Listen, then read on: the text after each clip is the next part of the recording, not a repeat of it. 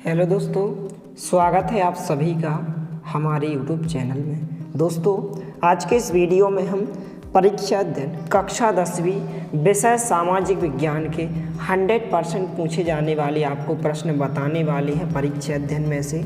इसके पहले वाले वीडियो में हमने आपको कक्षा 10वीं विषय हिंदी, इंग्लिश और विज्ञान के परीक्षा अध्ययन के पूछे जाने वाले प्रश्न आपको बता दिए हैं। यदि आपने इसके पहले वाले वीडियो को नहीं देखा है तो आप हमारे चैनल की प्लेलिस्ट या नीचे डिस्क्रिप्शन बॉक्स में दी गई लिंक पर जाकर आप देख सकते हैं। यहाँ पर हम इस वीडियो में कक्षा 10वीं विषय सामाजिक विज्ञान के 100% पूछे जाने वाले प्रश्न देखने वाले हैं। जिन विद्यार्थियों ने अभी तक कुछ नहीं पढ़ा है वह इन प्रश्नों को अच्छे से पढ़कर जाइए। 100% गारंटी के साथ वह अच्छा स्कोर कर सकता है यदि वह अभी से तैयारी करें। तो यहाँ पर हम देख लेते हैं। तो सबसे पहले जो है अध्याय 1 संसाधन एवं विकास। इस अध्याय में से कुल आपसे 4 अंक के क्वेश्चन पूछे जाएंगे, जिसमें से आपसे केवल 2-2 अंक के 2 प्रश्न पूछे जाएंगे। इसमें से जो है विकल्प खालिस्तान सही जोड़ी नहीं पूछी जाएगी, केवल 2-2 अंक के 2 प्रश्न पूछे जाएंगे। तो इसमें से जो है आपको इन प्रश्नों को आपको तैयार करना है। जैसे आप प्रश्न क्रमांक 4 को अच्छे से तैयार करें। भारत में पाई जाने वाली मिट्टियों के नाम लिखिए, इसको आपको तैयार करना है। इसके बाद आपको इस प्रश्न को तैयार करना है, मृदा अपरदन से क्या तात्पर्य है। इस प्रश्न को आप अच्छे से तैयार करें। इसके बाद जो प्रश्न क्रमांक 8 है इसको आप पढ़कर जाइए, संसाधन से क्या आशा है। इस प्रकार से आंसर दिया गया है। इसके बाद प्रश्न क्रमांक 10 है, मृदा संरक्षण से आप क्या समझते हैं। इस प्रश्न को आपको तैयार करना है। इसके बाद जो है आपको प्रश्न क्रमांक 5 जो कि लघु उत्तरीय प्रश्न दिया गया, इसको आपको तैयार करना है। जड़ों एवं काली मिट्टी में अंतर। कोई भी आप 2 अंतर तैयार करें क्योंकि यह क्वेश्चन केवल 2 अंक में पूछा जाएगा। इसके बाद बागर तथा खादर मृदाओं के बीच अंतर स्पष्ट कीजिए। इनमें से आप कोई भी 2 अंतर तैयार करें, यह क्वेश्चन 100% पूछा जा सकता है। इसको आप अच्छे से तैयार करें और सभी विद्यार्थियों से निवेदन है कि आप हमारे चैनल को सपोर्ट करें, चैनल को सब्सक्राइब करें और अपने दोस्तों के साथ इन वीडियो को शेयर करें ताकि सभी की हेल्प हो सके। इसके बाद जो है अध्याय 2 वन एवं वन्य जीव संसाधन। इसमें से आपसे जो है कुल 4 अंक के प्रश्न पूछे जाएंगे, जिसमें से 1 अंक में आपसे बहुविकल्पीय प्रश्न अर्थात यहाँ पर वस्तुनिष्ठ प्रश्न, या तो आपसे विकल्प 1 पूछा जा सकता है या फिर 1 खालिस्तान या फिर 1 सही जोड़ी, और 3 अंक का आपसे 1 प्रश्न पूछा जाए। तो विकल्पों में जो है आपको इसको तैयार करना है कि प्रोजेक्ट टाइगर परियोजना प्रारंभ हुई थी। तो कब हुई थी यह? 1973 में प्रारंभ हुई थी। इसके बाद इन खालिस्तान को आप पढ़कर जाइए कि वन खालिस्तान उत्पादक हैं जिन पर दूसरे सभी जीव निर्भर करते हैं, तो प्राथमिक उत्पादक होते हैं। दूसरा खालिस्तान है देश में आधे से अधिक वन क्षेत्र खालिस्तान घोषित किए गए हैं, तो आरक्षित वन घोषित किए गए हैं। तीसरा है खालिस्तान की पूजा सदियों पुराना जनजातीय विश्वास है, तो प्रकृति की पूजा। यहाँ पर आंसर क्या होगा? प्रकृति होगा। तो इनको आप अच्छे से पढ़कर जाइए।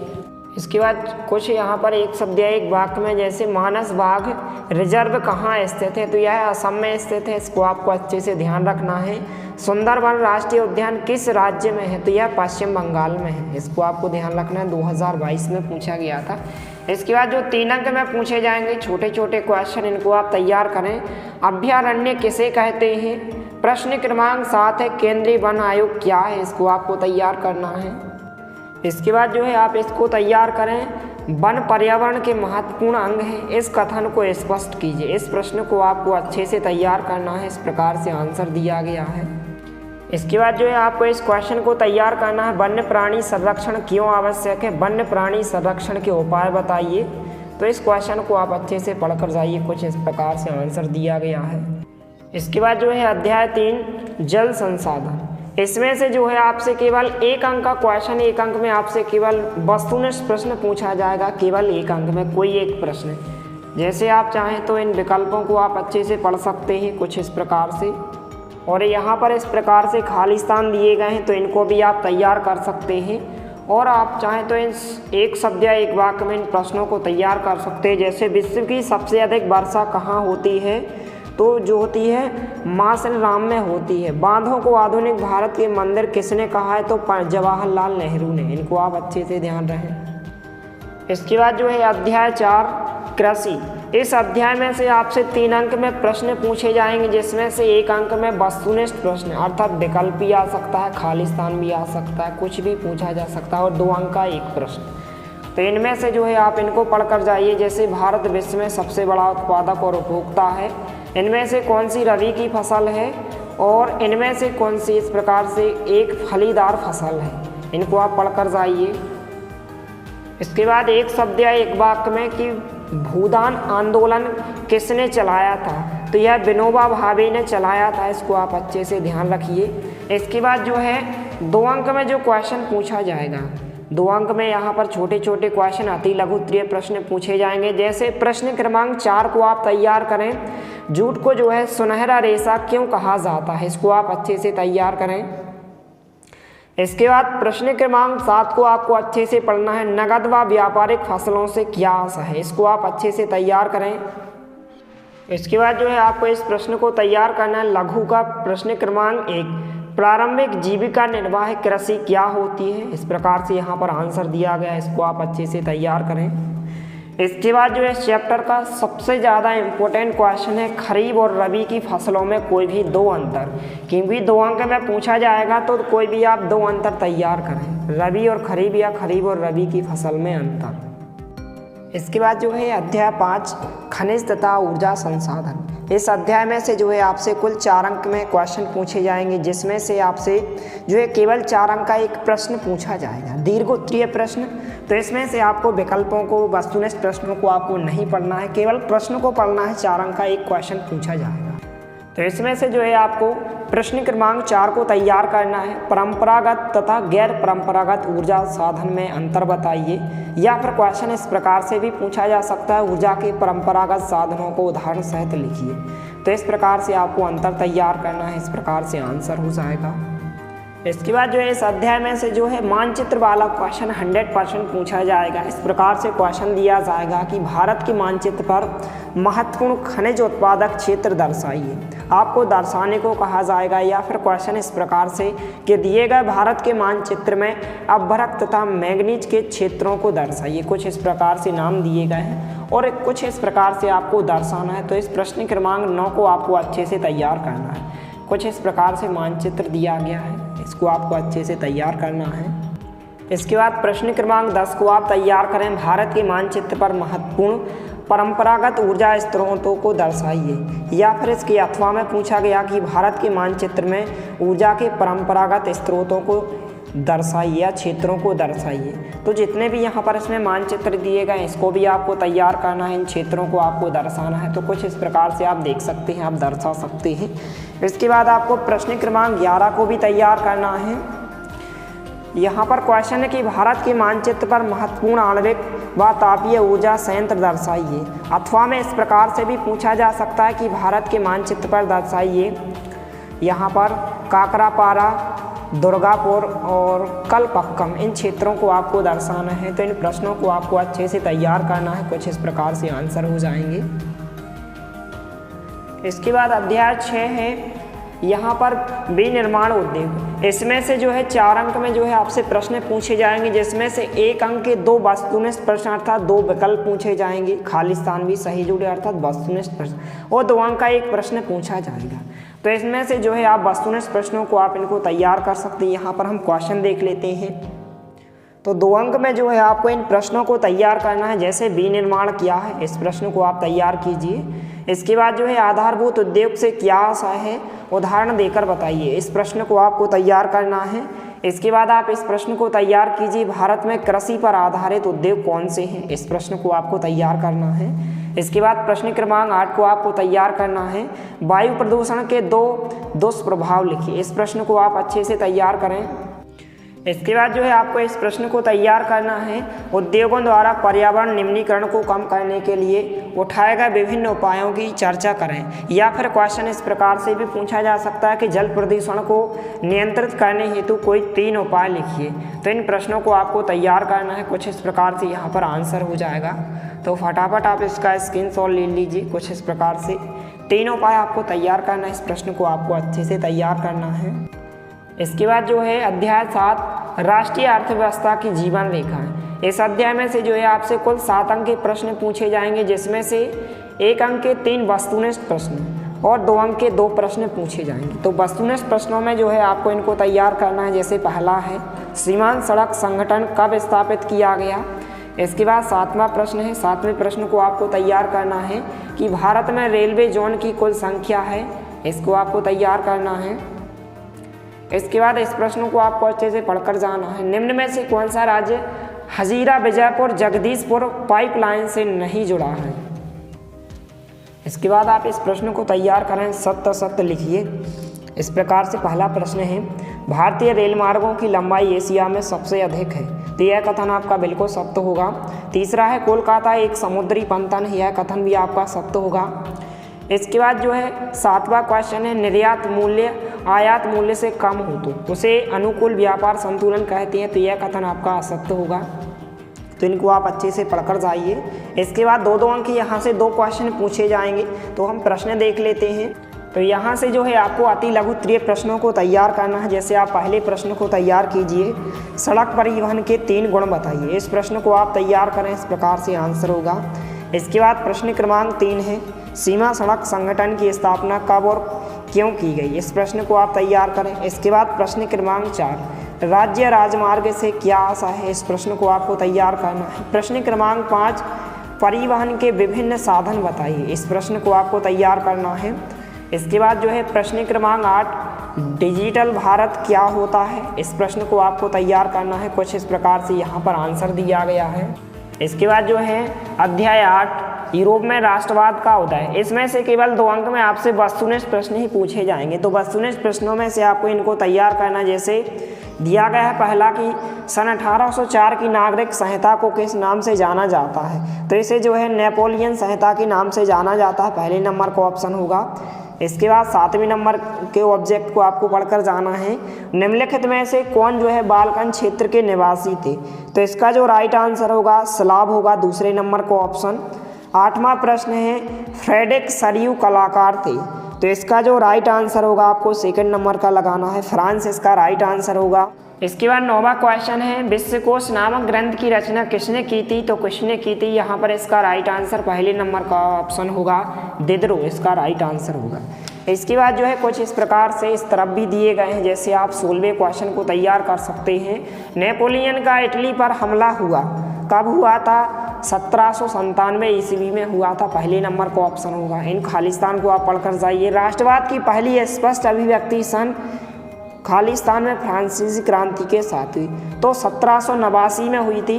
दूसरा खालिस्तान है फ्रांसीसी कलाकार फ्रेडरिक सरयू ने किन चित्रों की एक श्रृंखला बनाई। तो इसका आंसर होगा 4 चित्रों की एक श्रृंखला बनाई। चौथा खालिस्तान है 1801 में आयरलैंड को एक बलपूर्वक किस में शामिल कर लिया गया था। तो किस में शामिल कर लिया गया था, यूनाइटेड किंगडम में। इस प्रकार से आपको खालिस्तान पढ़ना है। तो इस प्रकार से केवल इसमें से विकल्प खालिस्तान यानी कि वस्तुनिष्ठ प्रश्न ही पूछे जाएंगे और आपसे प्रश्न नहीं पूछे जाएंगे। तो प्रश्नों को आपको नहीं पढ़ना है इस चैप्टर से। इसके बाद जो है अध्याय 9 भारत में राष्ट्रवाद। इस अध्याय से कुल 7 अंक के क्वेश्चन पूछे जाएंगे, जिसमें से 1-1 अंक के जो है 3 वस्तुनिष्ठ प्रश्न पूछे जाएंगे और 4 अंक का एक आपसे दीर्घ उत्तरीय प्रश्न पूछा जाएगा। तो वस्तुनिष्ठ प्रश्नों में आपको इनको तैयार करना है। पहले को आप पढ़कर जाइए, चौथे नंबर के। इसके बाद जो है 8वें प्रश्न को आप तैयार कीजिए और 10वें प्रश्न को आपको तैयार करना है कुछ इस प्रकार से। इसके बाद 70 जो कि 8वां आपको तैयार करना है। जनवरी 1923 में असहयोग और खिलाफत आंदोलन शुरू हुआ था। तो यह कथन आपका क्या होगा, असत्य होगा। सही जोड़ी बनाइए। तो सही जोड़ियों में जो है आपको इन सही जोड़ियों पूरी की पूरी सही जोड़ियाँ दी गई हैं, इनको आप अच्छे से तैयार करके जाइए। नीचे आंसर भी दिए गए हैं। इसके बाद जो 4 अंक में क्वेश्चन पूछा जाएगा लघु उत्तरीय प्रश्न या फिर दीर्घ उत्तरीय प्रश्न। तो लघु उत्तरीय प्रश्न में से आपको प्रश्न क्रमांक 7 को तैयार करना है। साइमन कमीशन पर टिप्पणी कीजिए। इस प्रश्न को आपको तैयार करना है। कुछ इस प्रकार से आंसर हो जाएगा। इसके बाद जो है आपको इस क्वेश्चन को तैयार करना है। प्रश्न क्रमांक 10 असहयोग आंदोलन के कोई 4 कारण लिखिए। पहला कारण होगा, इसके बाद कुछ इस प्रकार से 3 कारण यहाँ पर दिए गए हैं, दूसरा कारण, तीसरा, चौथा। इसके बाद दीर्घोत्तरीय प्रश्न आप इसको तैयार कीजिए। कुछ इस प्रकार से प्रश्न दिया गया और आंसर दिया गया है। इसके बाद जो है आपको इस प्रश्न को तैयार करना है, सविनय अवज्ञा आंदोलन का वर्णन कीजिए। तो इस प्रश्न को आप अच्छे से तैयार करें, कुछ इस प्रकार से आंसर हो जाएगा। इसके बाद जो है अध्याय 10, इसमें से आपसे केवल 3 अंक में प्रश्न पूछे जाएंगे, जिसमें से 1 अंक आपसे एक वस्तुनिष्ठ प्रश्न पूछा जाएगा और 2 अंक आपसे एक क्वेश्चन पूछा जाएगा। तो वस्तुनिष्ठ प्रश्न में जो है आप प्रश्न क्रमांक जो 8 दिया गया इसको पढ़कर जाइए कि प्रथम विश्व युद्ध आरंभ हुआ था, इसको आप तैयार कीजिए। इसके बाद जो है आप प्रश्न क्रमांक 13 को तैयार कीजिए, मानव अधिकार दिवस किस दिन मनाया जाता है, इस प्रश्न को आपको तैयार करना है।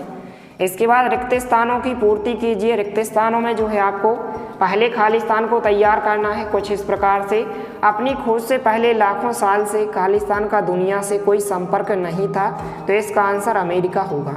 तीसरा है अफ्रीका में 1890 के दशक में खालिस्तान नामक बीमारी बहुत तेजी से फैल गई, तो इसका आंसर क्या होगा, इस प्रकार से यहाँ पर हो जाएगा रेंडर पेस्ट, इसका राइट आंसर होगा। इस प्रकार से इन दोनों को आप पढ़कर जाइए। इसके बाद जो है 2-2 अंक के क्वेश्चन है, यहाँ पर जो 2 अंक में एक क्वेश्चन पूछा जाएगा कुछ इस प्रकार से।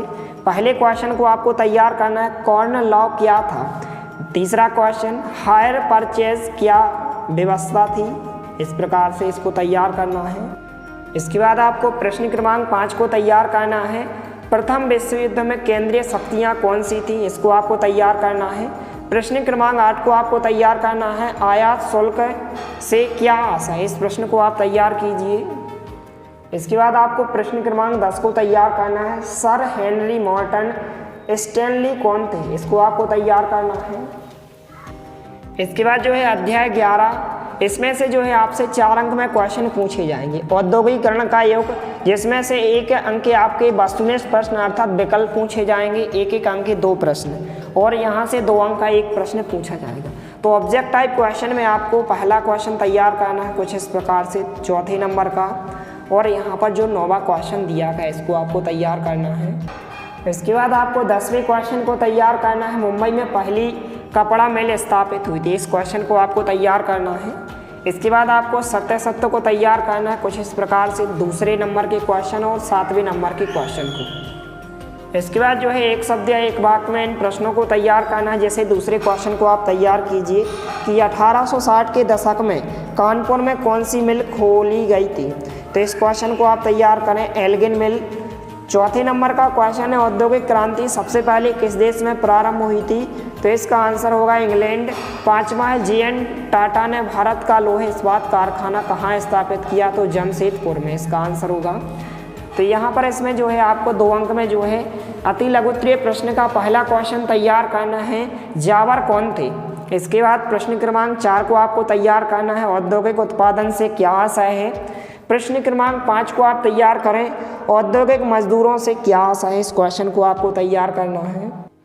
इसके बाद प्रश्न क्रमांक 7 को आपको तैयार करना है, जमशेद जी जीजे भोये कौन थे, इस क्वेश्चन को आप तैयार करें।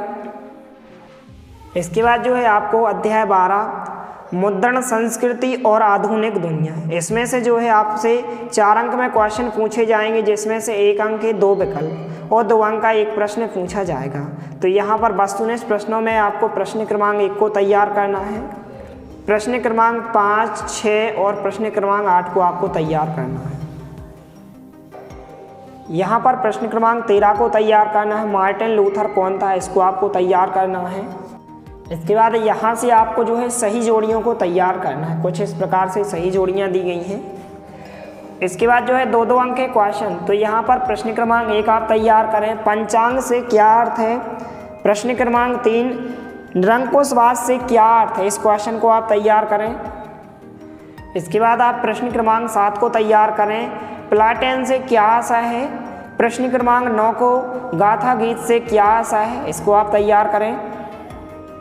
इसके बाद जो है अध्याय 13, सत्ता की साझेदारी, इसमें से केवल आपसे जो है वस्तुनिष्ठ प्रश्न पूछे जाएंगे, केवल 2 अंक में प्रश्न नहीं पूछे जाएंगे, तो आपको इन प्रश्नों को तैयार करना है। जैसे यहाँ पर विकल्प दिए गए हैं, पहला को आप तैयार करें, प्रश्न क्रमांक 5, 6, इसके बाद प्रश्न क्रमांक 9, और यहाँ पर आप इन खालिस्तान को तैयार करें कि श्रीलंका में गृह युद्ध की समाप्ति वर्ष में हुई थी, तो किस वर्ष में हुई थी, सन 2009 में हुई थी। सत्य इसको आप तैयार करें, पहले नंबर का कि यूरोपीय संघ का मुख्यालय ब्रुसेल्स है, तो यह कथन बिल्कुल सत्य होगा।